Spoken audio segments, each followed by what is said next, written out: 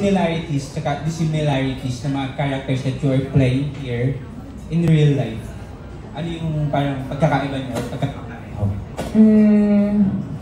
Ako, sabi ko nga kay Direk nung nabasa ko yung script, parang siguro 99% nung character ko parang ako na rin at the same time. Kasi, ano ba, may goal-oriented kasi siya, you know, alam niya kung saan papunta yung buhay niya. Although may times na nahihirapan siya kasi sa means, paano makakamit yon. Pero ano siya, fighter siya. She's also a breadwinner. Alam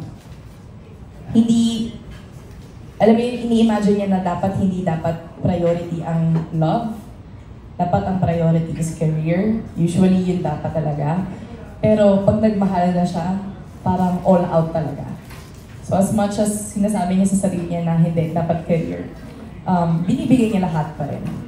And so, yun din yung hinihingi niyang effort para dun sa kapartner niya naman. So, parang same din naman.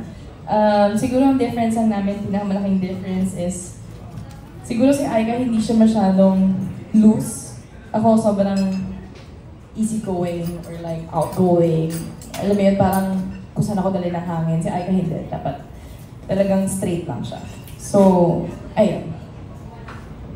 I think actually, I'm the quite opposite.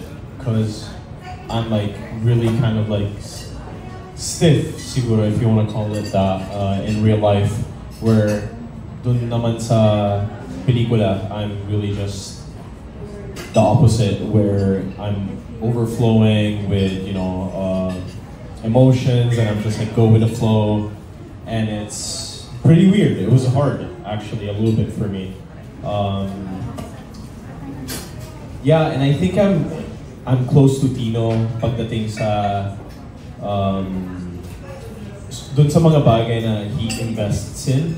So like when the time he invested into this relationship, he was like all in, and nothing mattered anymore.